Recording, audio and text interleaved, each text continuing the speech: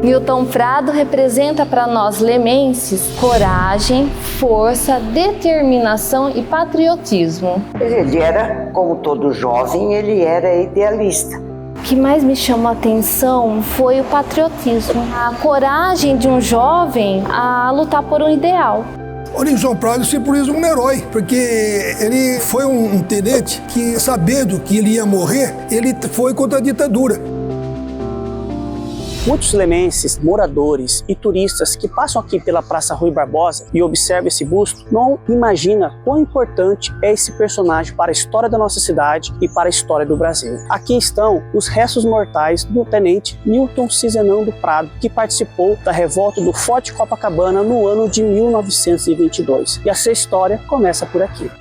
Newton Prado nasceu em junho de 1897, na cidade de Leme, na fazenda Criciúmal. É muito importante a gente falar sobre uma questão muito importante, que ele nasceu em 1897 e Leme teve a sua emancipação política em 1895. Era uma cidade muito pequena, não tinha nem 10 mil habitantes. E a principal atividade econômica da cidade de Leme nesse período era o café, o período dos coronéis do café. Então foi nesse período que Newton Prado nasceu aqui na cidade de Leme. Seus pais eram Fileta Benaton Prado e Pedro da Silveira Prado, que vieram para cá se estabelecer. Não sabemos os motivos que levaram a família de Newton Prado se estabelecer em Leme, mas aqui eles ficaram por bons anos, por mais de 10 anos, e fizeram a criação de Newton Prado. O pai de Newton Prado, Pedro da Silveira Prado, exerceu diversas funções aqui na cidade de Leme. Ele atuou como administrador da fazenda Criciúmal, onde também Newton Prado estudou na escola rural, e depois ele se estabeleceu aqui no centro da cidade, na rua João Pessoa, onde a rua João Pessoa esquina com a 29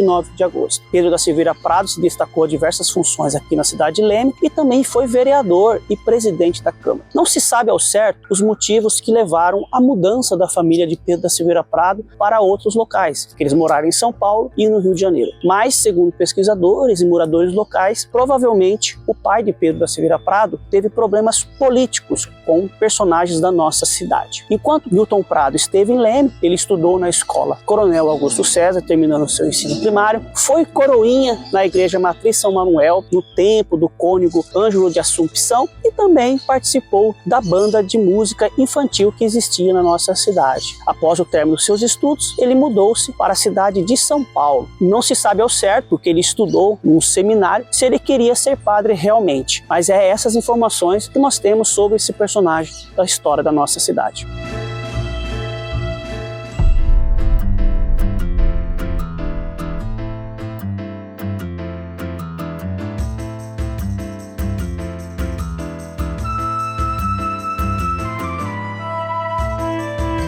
Newton Prado entrou no exército no ano de 1917. Foi soldado, foi cabo e sargento. No ano de 1920, ele foi promovido ao posto de segundo tenente e designado para servir aqui no Forte Copacabana. Aqui, Newton Prado viveu seus últimos anos de vida, até a eclosão da revolta do Forte Copacabana do ano de 1922. No início da década de 1920, o Brasil encontrava-se em um momento crucial de sua história. Às vésperas do centenário da independência, a sociedade brasileira passava por transformações significativas, tanto no campo político quanto no econômico e cultural. O país enfrentava crises econômicas severas com o preço do café, que era o principal produto de exportação, e estava em declínio, afetando drasticamente as finanças públicas. O cenário político, por sua vez, era dominado por um sistema oligárquico, em que a política do café com leite consolidava o poder das elites de São Paulo e Minas Gerais, alternando a presidência entre os representantes desses dois estados. No entanto, esse equilíbrio de poder começou a ruir à medida que estados menos influentes como Rio de Janeiro, Bahia, Pernambuco e Rio Grande do Sul se opunham ao controle hegemônico de São Paulo e Minas. Olha, naquela época existia a chamada política do café com leite. Era dominada pelos representantes dos cafeicultores de Minas e de São Paulo. Esse conjunto de produtores rurais que dominavam a política eram chamados de oligarquias. Então, por exemplo, os produtores de açúcar do Nordeste formavam a oligarquia nordestina. Os estancieiros do Rio Grande do Sul formavam a oligarquia gaúcha. Então, essas oligarquias é que dominavam a política brasileira. Mas, embora, entre aspas, fosse uma democracia, as eleições eram fraudulentas. Os colonos dos grandes fazendeiros votavam em quem o fazendeiro mandasse. Por quê? Porque a votação era a descoberta e tinha lá os fiscais, os capangas dos fazendeiros, falasse o dito cujo do funcionário votou em quem o coronel tinha mandado. Porque se ele não votasse, viria uma represália. Então, morto votava. Além do que, existia também, depois de eleito, existia uma chamada comissão verificadora. Essa comissão verificadora é que daria o aval ao eleito. Se a comissão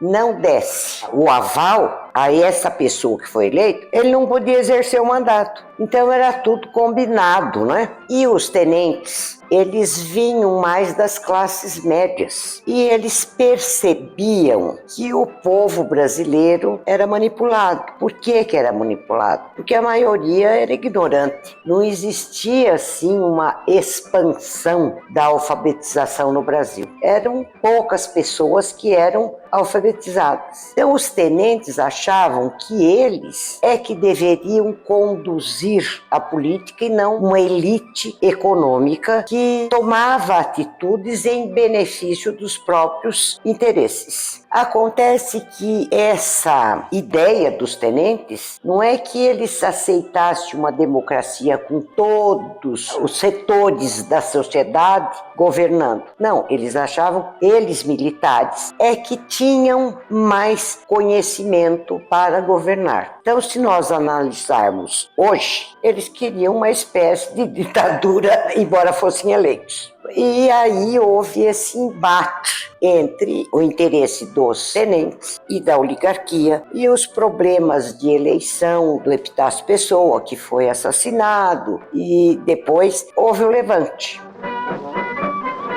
A eleição presidencial de 1922 se tornaria o estopim de uma crise latente. Arthur Bernardes, o candidato da situação, era o representante das oligarquias dominantes de Minas Gerais e São Paulo. Por outro lado, a oposição, organizada na Reação Republicana, lançou a candidatura de Nilo Peçanha, ex-presidente da República e símbolo da insatisfação de estados como o Rio de Janeiro e o Rio Grande do Sul. O clima de polarização e divisão era acentuado, refletindo um esgotamento do sistema político da Primeira República, que cada vez mais falhava em atender às demandas de uma sociedade em transformação. Além do campo político, outro fator de extrema importância começava a surgir: o crescente descontentamento no exército. Os militares, que haviam sido protagonistas da proclamação da República em 1889, estavam frustrados com o governo e a elite civil.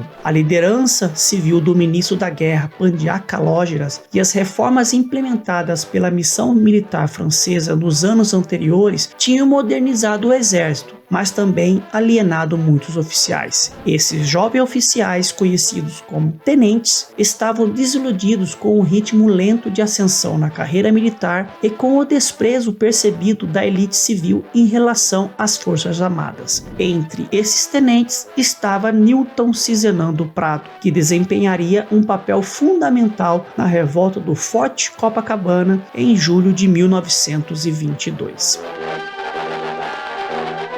Falar em pensamento político-militar na Primeira República remete a todo um debate da formação desse pensamento, que está muito ligado à formação profissional, intelectual deles. Então, quando você fala em pensamento político, é muito importante que a gente registre que a formação cientificista do século XIX, que vem lá com uma grande legitimidade no século XIX, através da escola militar, em alguns momentos localizada na Praia Praia Vermelha, em outros momentos localizadas no centro do Rio, eles formavam um militar extremamente científico com ênfase na teoria. Então eles é um militar muito teórico. E esse militar teórico, para se ter uma ideia quando eu estou falando de teoria, de um militar teórico, é um militar que saía da escola sem saber atirar, que logo depois de se formar oficial, ele tinha que ir para uma escola preparatória de tiro. E nessa escola preparatória de tiro, ele aprendia o básico, marchar, atirar. Então esse militar teórico, que o José Murilo de Carvalho chama de soldado cidadão, ele era um militar que participava mais da política, ele tinha tempo para participar da política do que participar da vida do quartel. Então você pega em alguns discursos, em alguns relatórios ministeriais, por exemplo, ministros reclamando que o militar ele se formava, ia para um quartel, participava do hasteamento da bandeira, da ordem do dia dos seus soldados e depois ele ia embora para casa, meio-dia. Então esse militar acabava tendo tempo para pensar e participar do processo político brasileiro. Então por isso é que você percebe claramente que existem um modelo intervencionista, de militar intervencionista, que está muito claro na literatura, em parte por conta dessa formação que os aproximava da sociedade civil. Então isso é muito claro não só por conta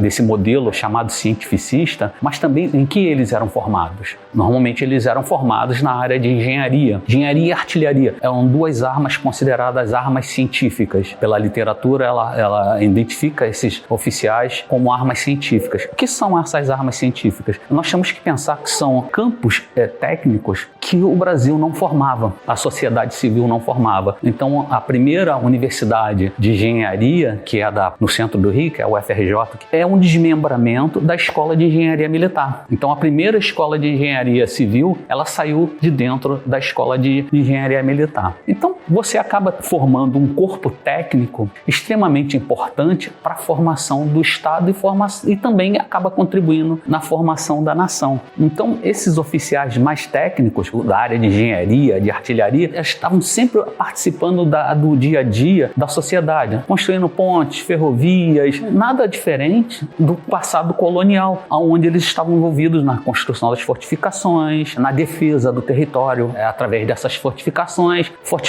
essas que geraram as primeiras cidades brasileiras. Então você acaba percebendo um amálgama do militar com a sociedade civil. Mas que militar é esse? O engenheiro, o artilheiro, que tem uma formação cientificista. Então os primeiros modelos de pensamento político militar estão ligados a esse corpo científico e é um pensamento que trata a questão intervencionista como parte desse processo, porque o próprio Estado colonial português e depois o Estado independente brasileiro usam desses militares no seu processo político, na sua evolução, na construção do Estado, na construção do território, na defesa do território. E pior ainda, então quando você começa a evolução do Estado, o crescimento do Estado, um processo mínimo de urbanização que seja, um processo de ruralização e crescimento econômico, você começa a ter tensões sociais. E quem são os elementos que vão reprimir essas tensões sociais? Militares. Então vão ser usados como força de segurança pública. Nos anos que antecederam a revolta, o descontentamento dentro do exército aumentava. A gestão de Pandiá Calógera e a forte presença da missão francesa foram alvos de críticas, tanto pelo caráter técnico e distante das reformas, quanto pela percepção de que os civis estavam controlando o exército, o que para muitos oficiais era visto como uma afronta. A gota d'água veio em 1921, com a crise das cartas falsas. Nesse episódio, cartas atribuídas a Arthur Bernardes, que supostamente insultava o Marechal Hermes da Fonseca e os militares em geral, foram publicadas no jornal Correio da Manhã. Embora se comprovasse posteriormente que as cartas eram falsas, elas tiveram o efeito de inflamar as tensões entre os oficiais e o governo, especialmente entre os jovens tenentes, como Newton Prado, que viu naquelas ofensas uma prova de que a elite civil havia traído a República. Hermes da Fonseca, uma figura respeitada entre os militares, passou a ser o centro de uma oposição dentro do exército, e o clube militar, que ele presidia, tornou-se o ponto de articulação de uma resistência crescente contra o governo de Epitácio Pessoa. A eleição de Arthur Bernardes, marcada para o 1º de março de 1922, se aproximava em meio a esse clima de crescente agitação. Quando Bernardes foi declarado vencedor, sob fortes acusações de fraude eleitoral, a insatisfação atingiu seu auge. No exército, a divisão entre legalistas e revolucionários se intensificava. Muitos jovens oficiais formados na Escola Militar do Realengo estavam dispostos a lutar contra o que viam como a corrupção do sistema político e a submissão do exército ao poder civil. Newton Prado, como muitos de seus colegas, acreditava que o exército tinha o dever de moralizar a política e restaurar a dignidade republicana. Para esses tenentes, o exército não deveria ser apenas uma força armada, mas também um baluarte contra a corrupção e os abusos das oligarquias. A situação atingiu um ponto de ruptura em junho de 1922, quando Hermes da Fonseca foi preso e o clube militar foi fechado pelo governo, após uma série de críticas públicas ao presidente Epitácio Pessoa. A prisão de Hermes da Fonseca foi vista como um ataque direto à honra do exército e para muitos militares, especialmente os jovens oficiais, isso não podia ficar sem resposta. A prisão foi o estopim que uniu os tenentes na ideia de uma revolta. Em junho de 1922, a conspiração para depor o governo e impedir a posse de Arthur Bernardes tomou forma no Rio de Janeiro. A revolta seria liderada pelos tenentes da Escola Militar do Realengo e do Forte de Copacabana, e pretendia se espalhar para outras guarnições do exército pelo país. No entanto, o plano não saiu como esperado. A revolta começou na madrugada de 5 de julho de 1922, mas o esperado apoio de outras unidades militares não se concretizou. Isolados, os revoltosos do Forte de Copacabana, liderados por oficiais como Newton Prado, Siqueira Campos e Eduardo Gomes, logo perceberam que estavam sozinhos. O Forte de Copacabana, uma fortificação estratégica com vista para a Baía de Guanabara, tornou-se o centro da revolta. Bom, Copacabana, no início do século XX, era uma área de praia afastada, um subúrbio bem afastado, de difícil acesso. Você chegava aqui de bonde, poucas pessoas tinham condição própria. Então você via algumas casas de veraneio quase aqui. No século XIX, o imperador ele vinha tomar banho de praia aqui porque era isolado. Então era um local adequado à construção de uma fortificação, porque um forte ele sempre pode ser bombardeado pelo inimigo. Então se ele fosse bombardeado, não havia risco de afetar a população em torno. Esse é um forte de concreto, com cúpulas de aço. Ele é feito para resistir a um bombardeio de navios de canhões de grande porte. A cúpula de aço tem mais de 2 metros de espessura. Então é um tipo de construção que foi muito defendido na Europa no final do século XIX e foram feitos vários fortes desse tipo. Esse é um dos maiores que teve no mundo na época. Ele tinha canhões com 30 centímetros de calibre. Toda fortificação ela é pensada para ser autossuficiente. Se houver um ataque, por exemplo, houver um desembarque por terra lá em Guaratiba e o pessoal vier por terra para cá, o forte tem que ter condições de se autossustentar e de se defender. Então ele tem 4 grandes canhões, 2 de 190, 2 de 305 milímetros e 2 de 75. Esses 75 eles são em torres em eclipse. Elas levantam e descem. Essas torres de 75 são para defesa aproximada. Se viesse alguém atacar o forte, eles atirariam contra o inimigo. Também tem aqui nessa via de acesso um muro do forte que tem 14 metros de espessura, tem umas aberturas para os soldados atirarem em quem estiver atacando o forte. Dentro do forte você tem quartéis, os soldados e oficiais dormirem, banheiros, instalações de força. A usina geradora de força do Forte de Copacabana, durante alguns anos, produzia energia para abastecer todo o bairro de Copacabana. O ideal é que o forte sempre tivesse condições de funcionar, não importa o que estivesse acontecendo fora dele.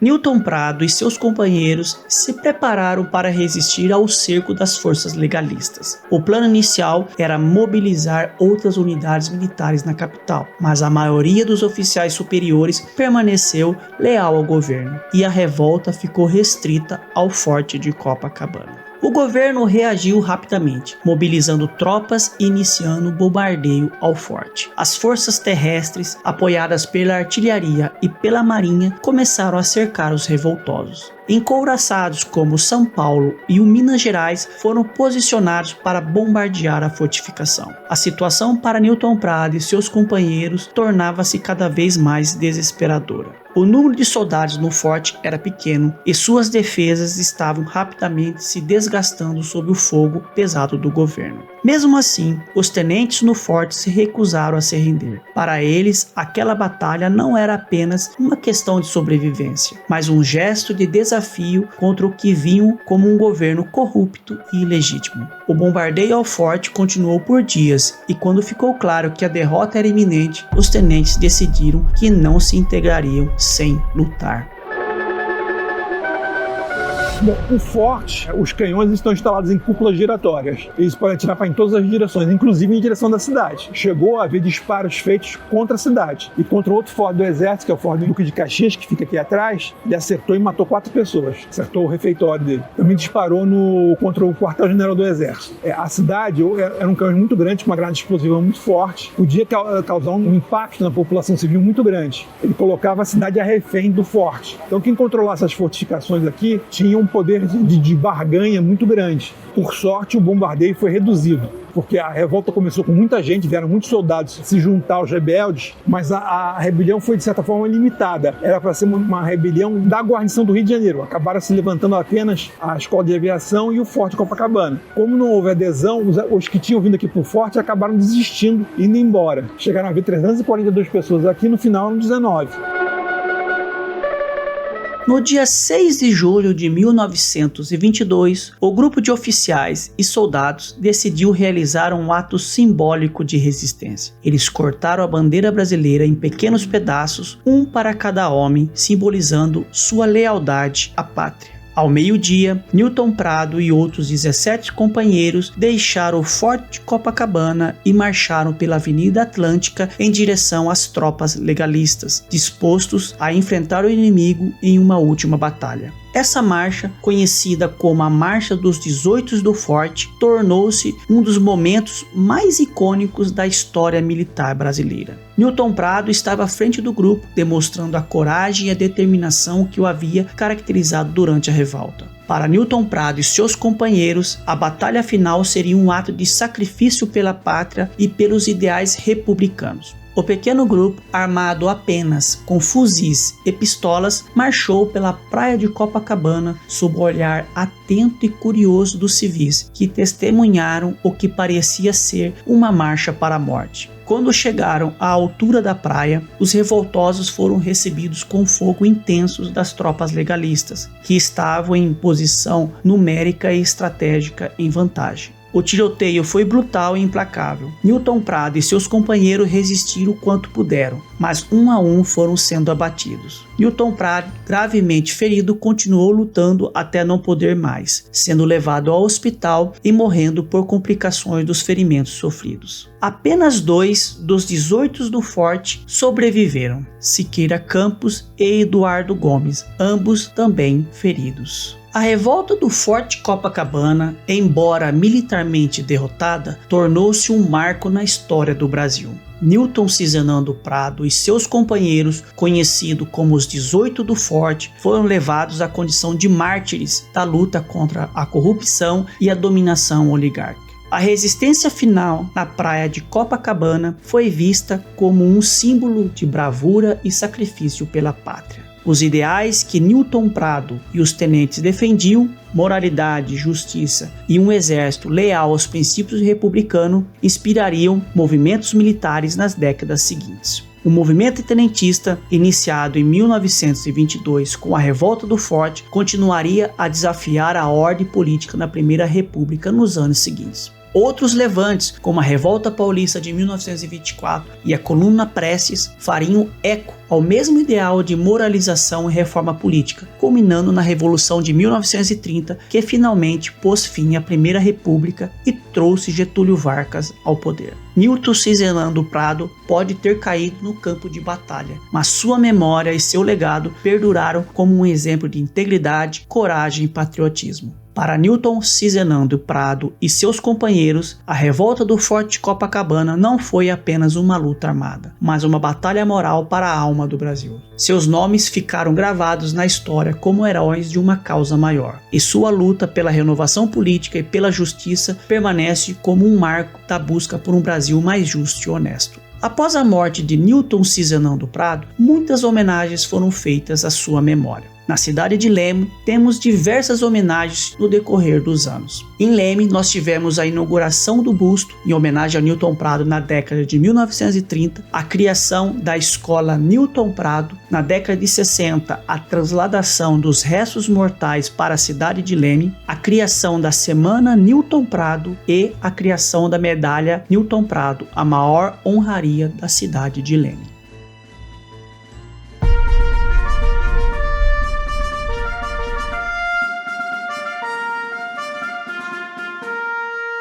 Na década de 1930, havia um grupo de jovens lemenses, eles tinham um jornal chamado Girassol. Esses jovens queriam fazer uma homenagem ao nosso herói. Então eles começaram a fazer uma campanha em prol da construção de um busto ao herói Newton Prado. Eles fizeram bailes na cidade, fizeram quermesses, os fazendeiros ajudaram com dinheiro, a população, cada um como podia, ajudava de alguma maneira para a construção desse busto. E esse busto foi inaugurado dia 5 de julho de 1931. A família de Newton Prado esteve presente, inclusive o irmão dele, João Batista Prado, que participou da Revolução de 32. Inclusive, as crianças da Escola Coronel Augusto César foram até a estação aguardar a família Newton Prado.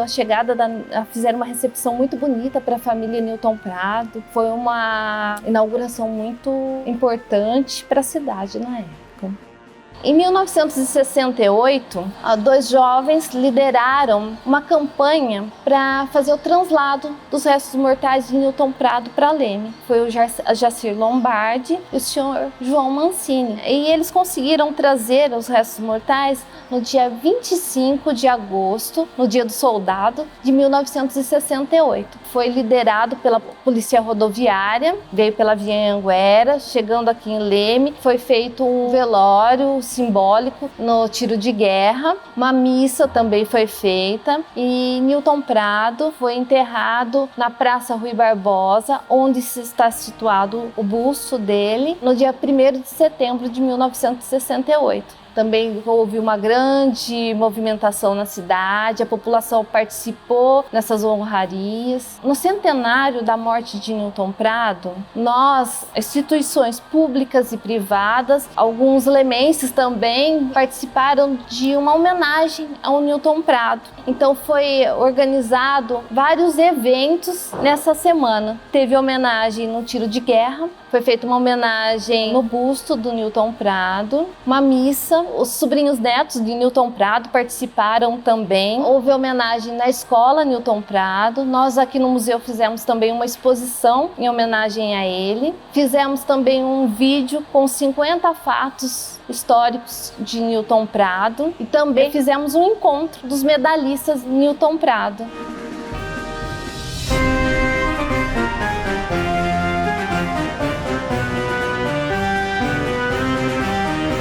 A Escola Newton Prado surgiu na década de 1950. No início, se chamava Centro Educacional Lemense. Na época, munícipes e moradores locais resolveram mudar o nome da escola para a Escola Newton Prado, homenageando o herói do Forte de Copacabana do ano de 1922. Você provavelmente já estudou nessa escola ou já ouviu falar nessa escola tão tradicional da nossa cidade e provavelmente te traz memórias afetivas importantes da sua idade escolar e da sua adolescência. Nós vamos conhecer um pouquinho da Escola Newton Prado.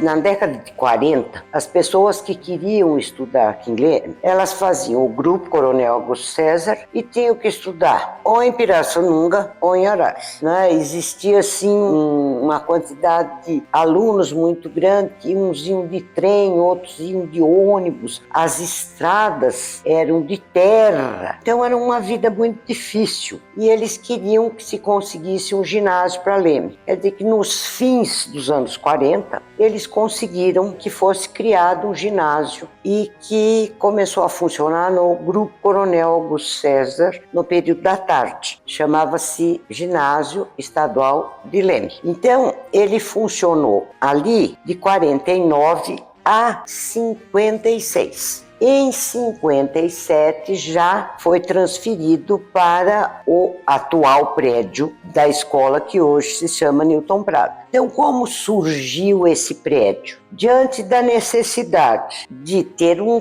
prédio próprio, o Ginásio Estadual de Leme, se pensava no que fazer. Existia um lemense chamado Armando Hildebrand, que trabalhava, eu não sei o cargo que ele existia, no Ministério da Educação, no Rio de Janeiro, não existia Brasília ainda. E ele conseguiu que o governo federal construísse um centro de educação em Leme. Era um mega de um projeto para a época, porque seria a escola com o ensino normal, mais o profissionalizante, já que na época existia uma necessidade muito grande de profissionais especializados. E ele conseguiu que esse projeto viesse para cá, desde que os lemenses doassem o terreno e que o Ministério da Educação iria financiar a obra. E esse projeto, feito no Ministério da Educação, no Rio de Janeiro, foi inspirado no arquiteto modernista chamado Le Corbusier.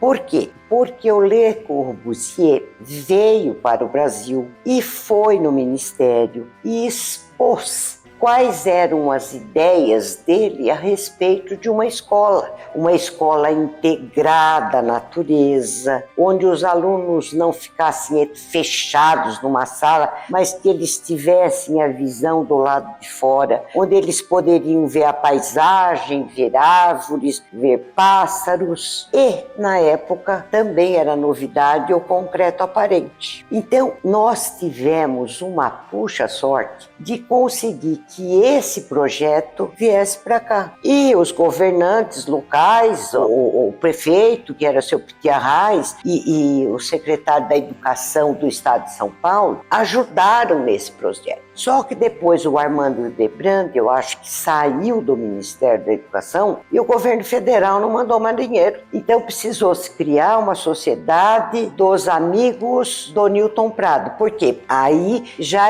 tinham decidido que o nome da escola seria Newton Prado e seria uma escola profissionalizante. Aí, através da política, conseguiram que o Estado assumisse a escola para transferir o ginásio, que era no Coronel, para o novo prédio e pagasse os professores, tudo. Mas para terminar essa construção, quem terminou foram os amigos do Newton Prado, a população lemense, com a ajuda da prefeitura e tal. Agora, Leme era uma província na época, né? Mas foram construídos os 2 primeiros pavilhões e depois, aos poucos, foram sendo construídos outros. Por exemplo, os últimos pavilhões, que dão mais para o lado onde era a ferrovia, que hoje é um jardim, eles eram justamente os pavilhões onde estariam as máquinas que os alunos iriam aprender o ofício que escolhessem. Mas eu acho que a maioria não sabe a importância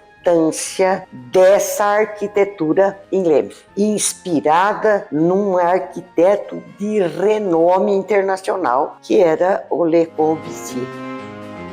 Em 1990, eu, Luiz Simeone Júnior, ex-vereador por 20 anos, 4 legislaturas, quando foi feita a Constituição lemense, em nome do Lions Clube de Leme, eu entrei com a emenda parlamentar instituindo em Leme a Semana Newton Prado, que seria do dia 1 a 7 de julho de cada ano, fazendo assim com que a prefeitura, através dos seus órgãos, fizesse uma homenagem para o nosso querido herói Newton Prado na nossa Praça Rui Barbosa. Então, praticamente todos os anos, desde que foi feita essa lei, do dia 5 de julho, reúne-se todas as autoridades, a escola Newton Prado, os vereadores, a população em geral, e fazemos a homenagem a Newton Prado. Isso a gente quis constar sem lei que a prefeitura é o obrigada a fazer alguma coisa em homenagem ao nosso querido Newton Prado. A exemplo de outras cidades que tem. São João da Boa Vista tem a Semana Guiomar, a Pirassununga Nenete. Então a gente queria deixar nos anais da história essa Semana de Newton Prado, que eu acho uma justa e merecida homenagem para esse grande e valoroso lemense que tombou lutando contra a ditadura federal.